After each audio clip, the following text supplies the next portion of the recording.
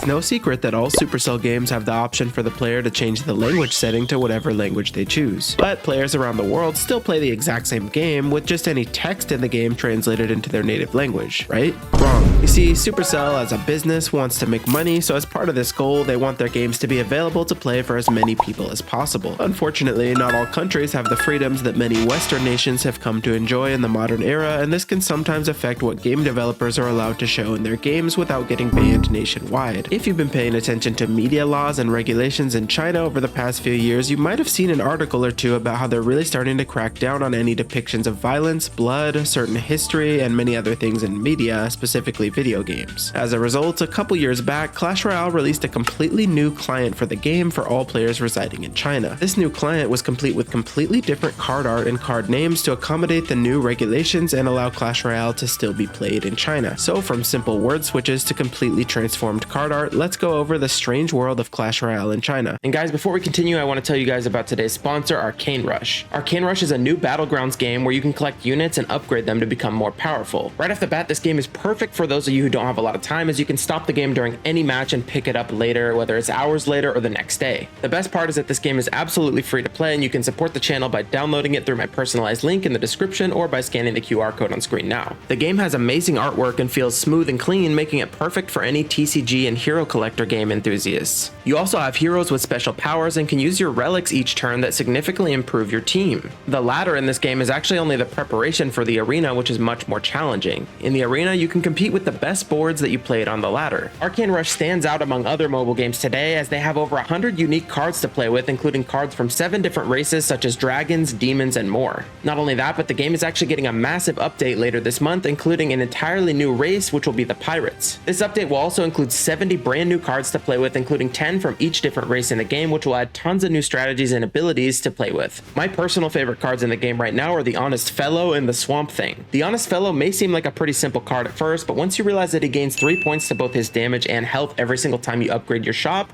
you'll realize that he's quite overpowered because you upgrade your shop a lot in this game. And for the Swamp Thing, the reason I like this card so much is because you can easily ramp up your damage a ton using the right synergy. So guys, click the link in the description right now or scan the QR code on screen to have a ton of fun and support the channel at the same time by downloading Arcane Rush. And now back to the video. Unfortunately for Supercell, the new regulations in China made it forbidden to include skeletons of any kind in video games. The reason this was such a pain is because, as you all know, the Clash universe is filled with different characters that are either skeletons themselves or some other version of the undead, some of which spawn skeletons. Well, as of the recording of this video, China has nearly 1.42 billion people living in it right now, so Supercell wasn't just gonna leave all those potential Clash Royale players hanging. Supercell responded by completely overhauling the card art for the Witch, Wall Breakers, Bomber, Skeleton King, Bomb Tower, Giant Skeleton, Tombstone, Guards, Skeleton Dragons, Skeleton Barrel, and Skeleton Army. This was obviously quite the task for the developers since there were so many cards to fix, but like I said before, they would lose out on too much revenue if they didn't do it. Interestingly enough, the actual sprites for the cards in game were completely unchanged, which suggests that the new regulations were loose enough to only count for more high quality images and main concepts in the game rather than every little detail. In addition to the card art though, the names of many of these cards are assumed to have been changed as well, since the word skeleton would have the same effect as the art, I'd imagine, but I was unable to find any translations from any Chinese Clash Royale players, so let me know in the comments down below if you know of any names that were changed. In addition to skeletons and references to the undead, these changes affected even small details of the game, such as the skull and crossbones on the card art for the rocket and the same for the skeleton barrel art. Those depictions were completely replaced with just a big X drawn in red paint. The poison spell was also seen as a reference to violence, so it was completely changed to be called the damage potion instead and was given a green hue for the card art instead of the normal red. This color change wasn't that surprising because it wasn't uncommon for other mobile games at the time, since there were certain regulations against the color red, presumably due to the color's strong presence in the Chinese flag. Really quickly before we move on, I am giving away this Evo Cannon emote to 15 people who watch this video. To enter, simply drop a like on the video, leave a comment, and subscribe to the channel. I'll pick a winner on November 28th, which is next Thursday, and reply to your comment on that day if you want. Back to the video. While Supercell was at it, they completely overhauled the shop tab by adding different subsections for different card rarities. The chests in this new shop tab would be bought or opened via the use of special keys, with each rarity getting its own key type added to the game. While you could get these keys and other region-specific in-game currencies through challenges and just playing the game, the easiest way by far was to spend a bunch of real money to unlock these offers. If you thought there were already too many offers in the game, the Chinese version of the game game would give you a heart attack. Speaking of these other currencies, China also has strict laws surrounding in-game currencies, gambling, and the like. As such, you don't actually buy gems with real money like you might in any other country. Instead, you have to buy these blue tickets with real money, which you can then use to exchange for gems or purchase gems, however you want to look at it, which can also be used the same way as they can for any other region. So yeah, it's pretty much just a roundabout way of doing the exact same thing, but these mobile gaming companies needed to keep their income stream going in countries like these no matter what. Now we're getting into some of the more strange and game-changing features that don't really have a clear explanation as to why they were added only in the Chinese version. Some of these features might have just been things that were unintentionally left out of the Chinese version when building that new client, but others were clearly intentionally added to just the Chinese version, so maybe Supercell was trying to test some things out and see if they would work well to be added to every other country, but we'll never know. For several months after the new client was released, there was actually a brief tutorial cutscene thing that would happen when you reached 5,000 trophies on Trophy Road. This tutorial segment was to introduce the new ladder mechanics at that level, which were that you could actually